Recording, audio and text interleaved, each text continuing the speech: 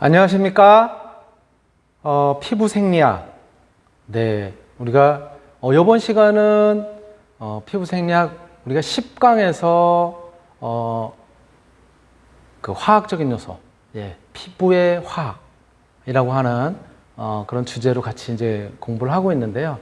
이러한 화학적인 요소 중에 두 번째 시간, 2차 시에 대한 이제 강의를 하게 되는데요. 우리가 앞 시간에 1차 시에서는 우리 피부뿐만이 아니라 생체를 이루는 굉장히 중요한 그런 이제 물질들, 화학적으로 이렇게 이제 합성이 되어 있는 그런 이제 물질들에 대해서 1차 시에는 주로 이제 우리의 유전 정보라든가 이런 것들을 다루고 있는 DNA에 대한 이야기를 갖다 이제 했었어요. 그래서 DNA라고 하는 것이 어떻게 복제가 되고 또 그 유전 정보가 어떻게 발현이 되는지에 대한 이야기를 같이 살펴봤고 1차 시 1교시 마지막 부분에서는 이렇게 DNA 유전 정보가 어떻게 발현이 되는지에 대해서 영상을 통해서 우리가 이제 같이 한번 확인을 했습니다. 이번 2차 시 2교시부터는 바로 피부에 있는 화학적 즉 생화학적 특성 중에서 이제 생체, 피부도 이제 생체 일부이긴 하지만 생체를 이루는 생물체를 이루는 기본적인 그런 물질들, 기본적인 요소들에 대해서 같이 살펴볼 텐데요. 먼저 앞에서 우리가 DNA를 포함해 가지고 핵산이라든가 이런 것들을 다룬 데서 등장을 했었던 단백질에 대해서 먼저 살펴보도록 하겠습니다. 우리가 3대 영양소 그러면 단백질, 그 다음에 탄수화물, 그리고 지방, 지질 이렇게 이야기를 하잖아요. 바로 피부의 생화학적인 특성에 있어서도 바로 단백질, 그리고 탄수화물, 지방, 지질에 대한 부분을 갖다 같이 다뤄 볼 텐데요. 바로 단백질이라고 하는 것은 앞에서도 우리가 잠깐 살펴봤었지만은 유전 정보에 따라서 합성이 되어서 그래서 형질을 발현시키는 그러한 이제 특징을 갖다가 가지고 있고요. 이 단백질의 구성 단위는 사실은 이제 아미노산으로 이루어져 있는데요. 앞에서 살펴봤지만 아미노산은 20종류의 아미노산이 존재를 하게 되고요. 생물체 내. 그리고 바로 이러한 아미노산들이 펩타이드 결합으로 연결이 되어 있는 그게 이제 바로 이제 단백질인 것이죠. 그래서 펩타이드라고 하는 것이 이제 단백질 아니에요. 즉 단백질을 이루는 형태의 결합으로 연결이 되어 있다라고 이제 말씀을 드리는 수 있고요.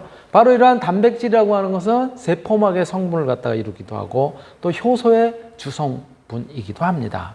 자, 그러면 이 단백질이라고 하는 것이 아미노산이 펩타이드 결합을 갖다 통해서 그래서 만들어진 거라고 얘기를 했는데 아미노산이라고 하는 것은 기본적으로 저기 왼쪽에 끝에서 보시는 그림처럼 가운데 탄소를 갖다 중심으로 해서 왼쪽에는 NH2라고 하는 아미노기를 갖다 가지고 있고요. 그 다음에 오른쪽 COOH, 그렇죠? COOH는 카복실기라고 우리가 이제 보통 이야기를 하죠. 바로 이러한 아미노기와 카복실을 갖다 가지고 있으면서 그러면서 R이라고 하는 알킬기 보통 이렇게 얘기를 합니다. 기능기인데 이것이 이제 탄소가 하나부터 시작해서 여러 개가 이렇게 같이 이제 되어 있는 그런 거 있을 수도 있죠.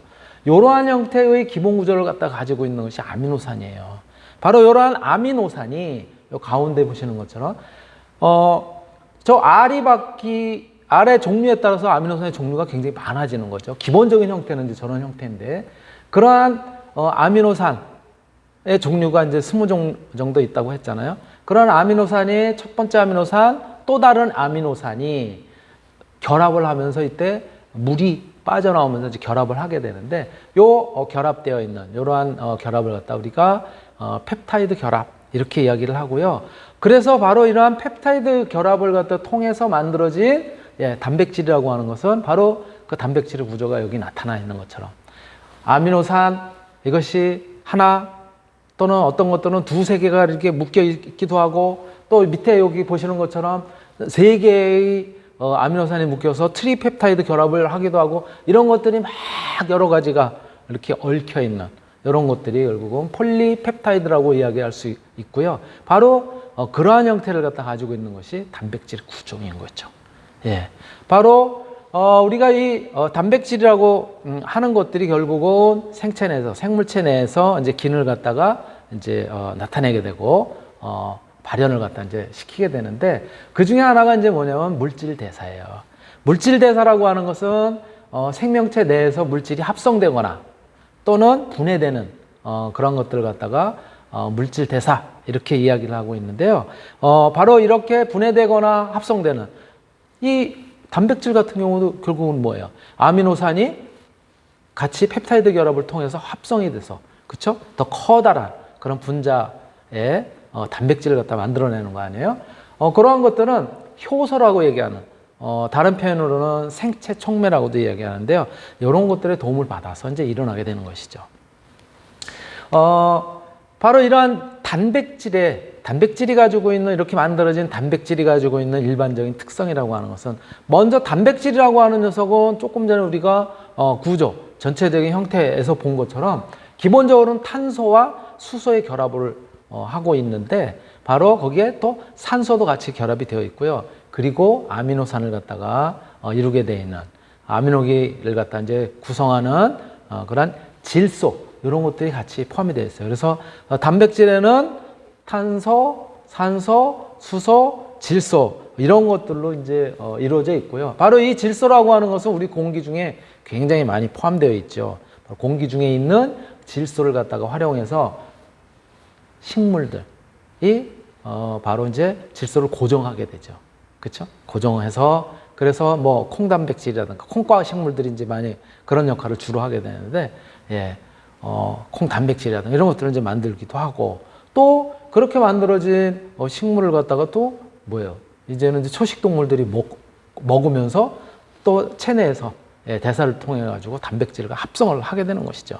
이러한 것들이 결국은 대기 중의 질소와 또 그것을 갖다가 기본 성분으로 해가지고 질소를 고정하는 식물 그리고 다시 그것들을 갖다가 이제 독립영양 식물들을 갖다가 이제 먹어서 예, 초식동물의 경우 먹어가지고 자기 또 이제 동물성 단백질로 바꾸는 이러한 과정들이 지속되면서 또 배설을 하게 되고 그런 것도 또 다시 미생물에 의해서 분해가 되고 이러한 과정을 갖다가 우리가 이제 소위 질소 동화작용 그리고 질소 순환 이렇게 이제 표현을 하잖아요.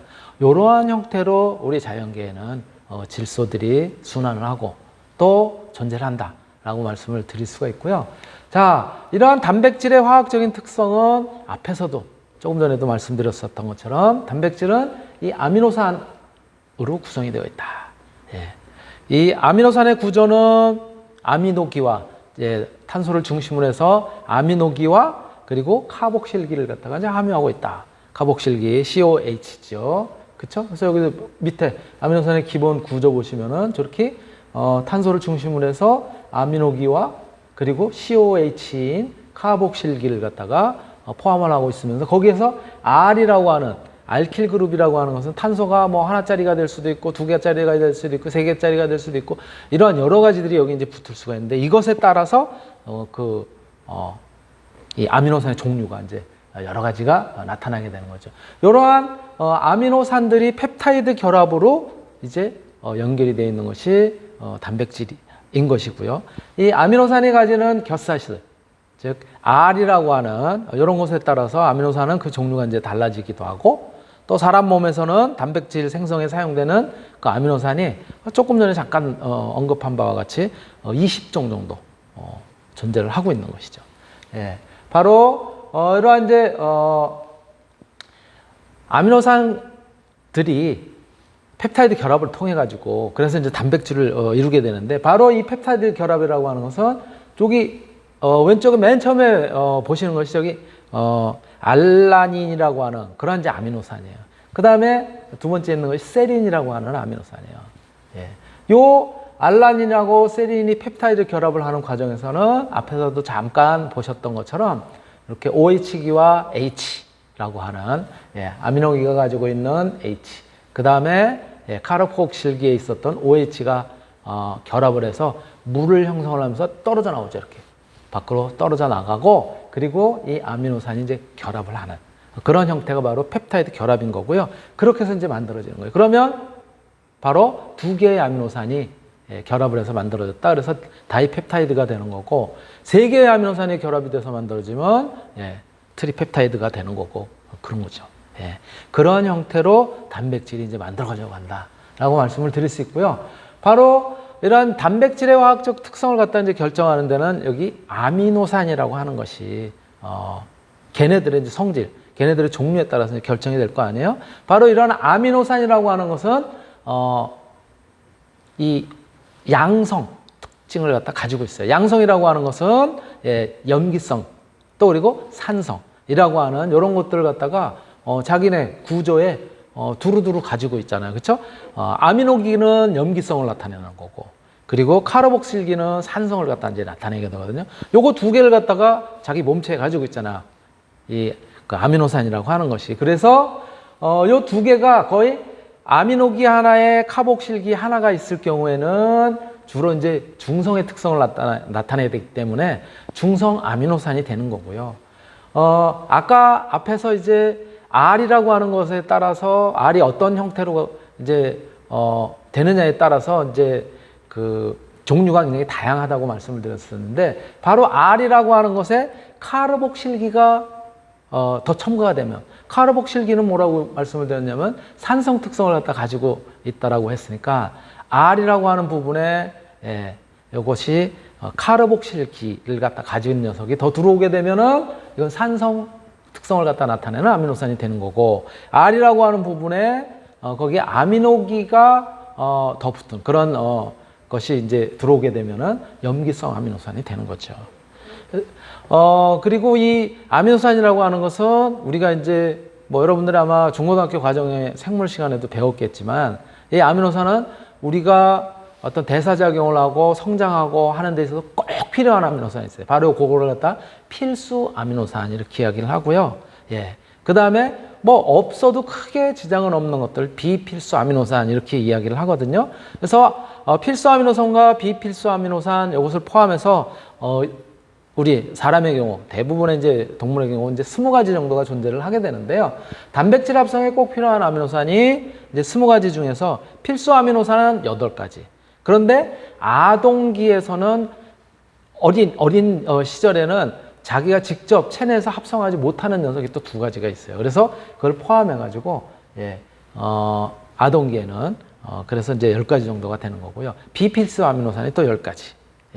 이렇게 이제 표현을 할 수가 있는 것이죠. 바로 그 종류가 아미노산의 종류를 갖다 여기 이제 쭉 나타냈는데요. 종류가 굉장히 많죠. 그쵸?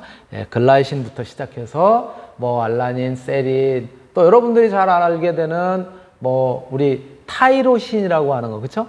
뭐요? 멜라닌을 갖다가 이제 최종적으로 만들어내는 그런 경우도 여기 보면 밑에서 2번째 줄에 왼쪽에서 2번째. 저게 이제 타이로신이었었잖아요. 저것도 아미노산의 일종이에요.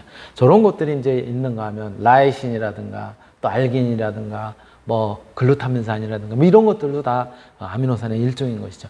이렇게 20가지가 있다라고 이제 말씀을 드릴 수가 있고요. 바로 이러한 20가지 중에서 필수 아미노산, 비필수 아미노산은 어떻게 이제 되어 있느냐 하면은, 필수 아미노산의 경우에는 알기닌부터 시작해서 발린까지 저렇게 10가지. 10가지라고 이제 말씀을 드릴 수 있고요. 저 위에 알기닌, 히스티딘이라고 하는 것이 뭐냐면 요거는 아동기에 만들어지지 않는 녀석이 돼서 아동기에는 이렇게 10가지고요. 이제 성인 기에는 저 알기닌, 히스티딘도 사실은 만들어낼 수가 있어요. 우리 체내에서. 그래서 그 성인인 경우에는 저게 이제 비필수 아미노산이겠죠. 만들 수 있으니까. 그리고 비필수 아미노산에 들어가는 것이 이렇게 10가지 이렇게 되어 있습니다. 이렇게 이제 우리가 단백질 합성하는 과정에 필요한 아미노산에 대해서 잠깐 또 살펴봤고요. 바로 이러한 이제 단백질의 구조적인 특성. 구조적인 특성은 단백질은 1차원 구조를 갖다 갖느냐, 2차원 구조를 갖느냐. 1차원 구조라고 하는 것은 아미노산이 펩타이드 결합으로 이렇게 연속적으로 이루어져 있는 그런 형태고요. 2차 구조를 갖다 가지고 있는 것은 폴리펩타이드 사슬이 나선의 구조, 즉 DNA도 이제 나선 구조로 되어 있잖아요. 이런 형태로 되어 있거나 그러면서 병풍 구조를 갖다가 만든 형태로 합성이 되어 있는 것이 바로 이제 2차원적인 구조가 되는 거고요. 3차원적인 구조는 이 폴리펩타이드 사슬이 서로 이제 접히기도 하고 꼬이기도 하고 뭐 이런 형태를 갖다 이루는 거예요. 그러면서 어떤 경우는 막 말려 있기도 합니다. 그래서 구형이나 또는 섬유형의 특수한 구조를 갖다 형성하기도 하고 또는 이러한 이제 구조를 갖다 이루면서 그 단백질은 생리적인 작용을 갖다가 이제 하기도 합니다. 그리고 이제 4차원적인 구조의 경우에는 3차원적인 구조의 폴리펩타이드가 하나가 아니라 2개 이상 모여가지고 그래서 하나의 구조적인 기능을 갖다 형성을 하게 될 경우에는 이제 4차원적인 구조를 갖다 가지고 있다. 우리가 보통 이런 식으로 이제 이야기를 하고 있는 것이죠. 이렇게 단백질의 구조적인 특성을 갖다가 우리가 1차원적인 구조인지 또는 2차원적, 3차원적, 4차원적인 구조인지에 대해서 같이 한번 살펴봤고요. 바로 이러한 단백질의 이제 구조적인 특성은 조금 이제 그림으로 보신다면은 1차원적인 구조가 저기 아미노산들이 쭉 그냥 차곡차곡 하나씩 연결이 되어 있는 그런 이제 형태고요. 2차원적인 구조는 말씀드렸던 것처럼 이를테면 DNA 구조처럼 이렇게 나선형 구조를 갖다 이루면서 꼬여가지고 이렇게 되어 있는 것을 2차원적인 구조. 3차원적인 구조는 바로 2차원적인 구조들이 서로 접히기도 하고 꼬이기도 하고 뭉쳐있기도 하는 그런 형태가 3차원적인 구조. 그리고 4차원적인 구조는 바로 이렇게 되어 있는 3차원적인 구조의 폴리펩타이드 사슬들이 접히고 꼬이고 그런 것들이 하나뿐만이 아니라 여기도 색깔로 다르게 표현을 했지만은 이렇게 고동색 또는 초록색 또는 파란색 이런 것들이 몇 가지가 서로 얽혀 있는 그런 형태를 갖다가 바로 4차원적인 구조, 4차 구조다 이렇게 이제 이야기를 하게 되는 거죠. 네, 이렇게 같이 한번 이제 살펴봤고요. 자, 그렇다면 단백질은 기능적으로 분리를 했을 때 어떠한 기능을 갖다 이제 하게 되느냐, 단백질이 이런 이제 단백질이 이제 하게 되는 그런 이제 주요 기능으로 보면요, 생리적으로 효소의 작용을 갖다 하기도 하고요, 또는 운반이라든가 저장을 갖다 이제 하는 그런 역할을 갖다 하기도 하고, 또 운동 단백질의 역할을 하는 그런 경우도 있고, 구조를 갖다 이루는 그런 이제 역할을 하는 그런 단백질로 이제 분류를 할 수가 있고요.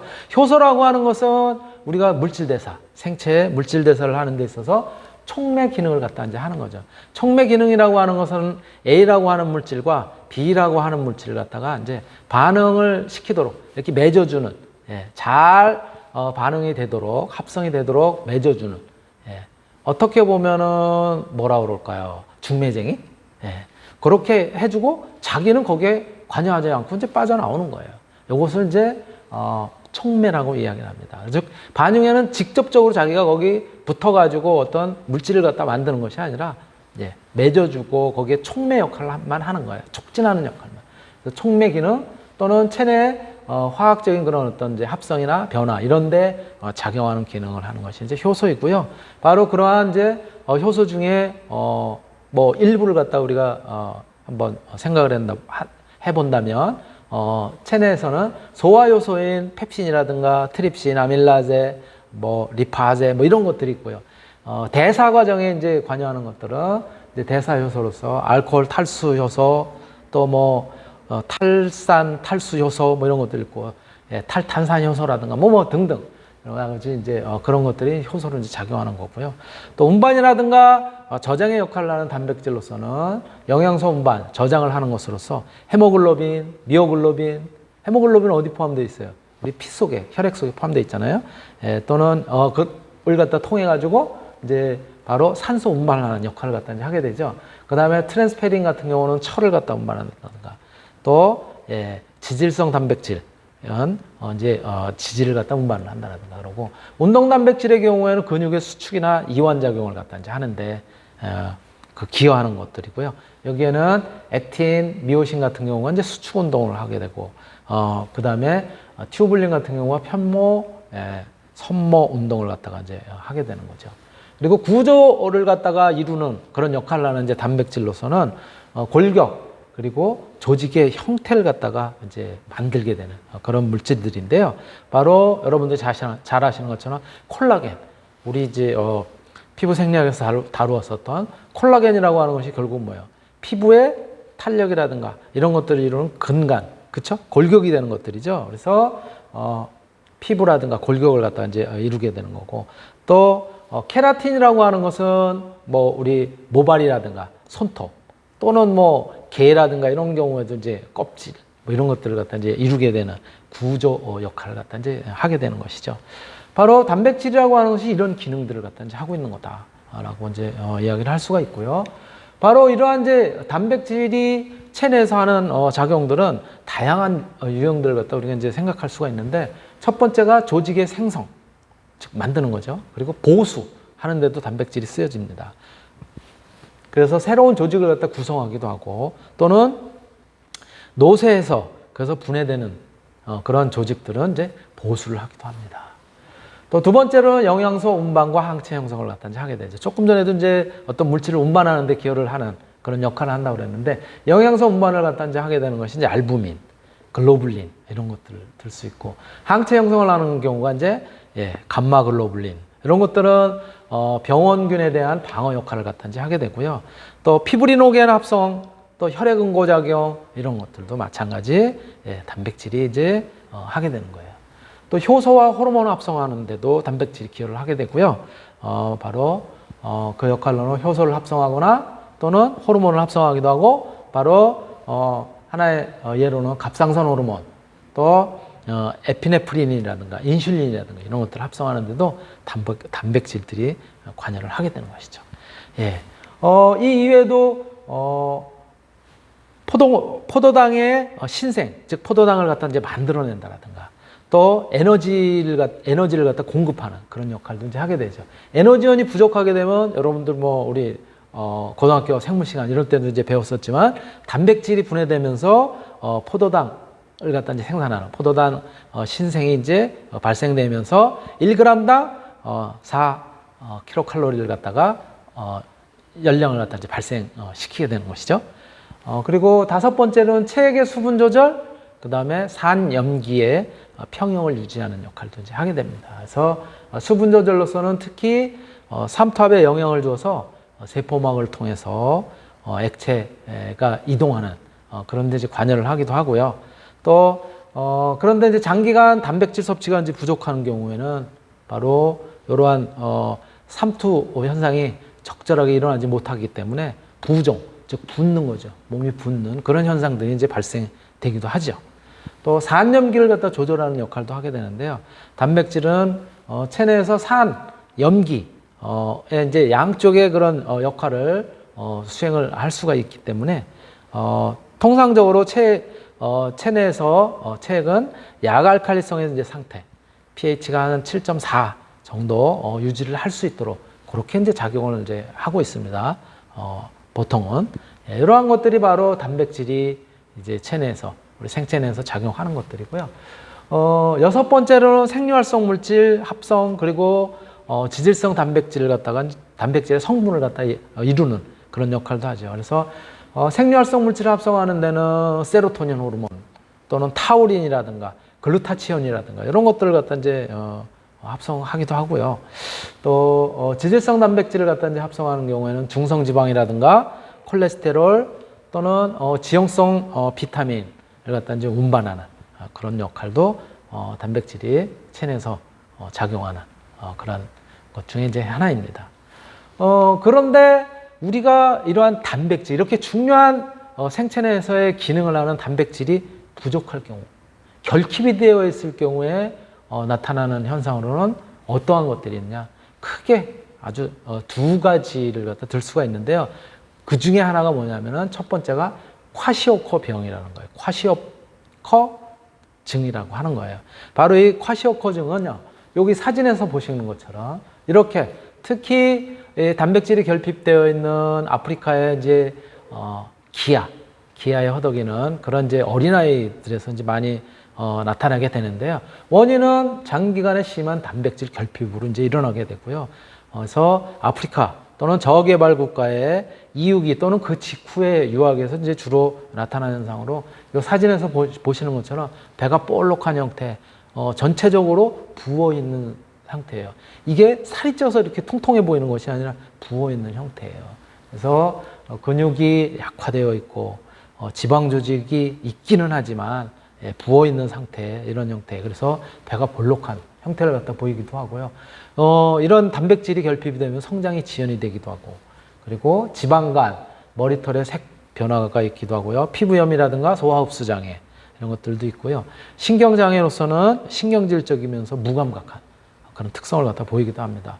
그리고 굉장히 몸이 부어 있는, 부종이 이제 심각한 그런 형태라서 치료 방법으로는 단백질이 부족하니까 어떻게 해야 돼요? 단백질을 공급할 수밖에 없죠. 그렇죠? 충분한 양질의 단백질을 갖다 공급함으로써 이러한 증세를 갖다가 호전시킬 수 있고 치료를 할 수가 있습니다. 예를 들어서 탈지분유라든가 또 기타 콩가루라, 두유, 생선가루 이런 것들을 갖다가 이제 섭취하게 함으로써 영양을 충분히 공급하게 함으로써 이런 단백질의 결핍 증상의 콰시오코증 이것을 갖다가 이제 회복시킬 수 있도록, 낫도록 그렇게 할 수가 있습니다. 또 하나가 뭐냐면 이렇게 단백질 결핍으로 나타나는 현상 중에 이 콰시오코증 말고 또 하나가 뭐냐면은 바로 마라스모스증이라고 하는 것이에요.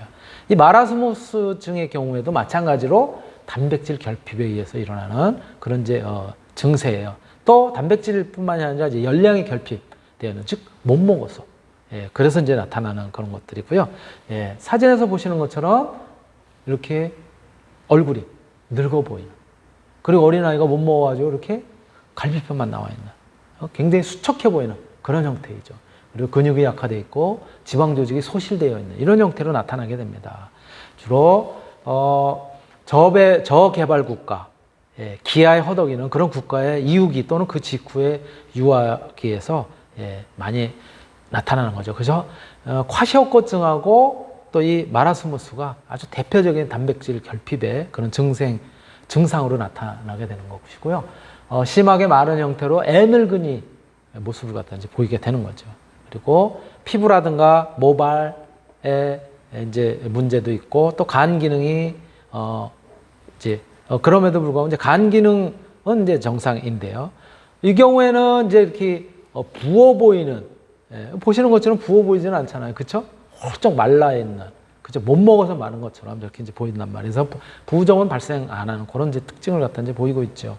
바로 이렇게 단백질이라고 하는 것이 우리 생체 내에서 굉장히 중요한 역할을 하기도 하고요. 여러 가지 기능을 갖다 가지고 있고 그렇기 때문에 앞에서 이제 봤었던 것처럼 어떤 구조적인 역할도 하기 때문에 우리 피부에서도 콜라겐이라든가 이런 것들을 갖다 이제 만들어내고 합성하고 그런데 단백질이 이제 관여하고 있어서 피부에서도 굉장히 중요한 그런 요소다라고 말씀을 드릴 수 있습니다. 네, 시간이 이렇게 지나서 잠시 쉬었다 계속하겠습니다.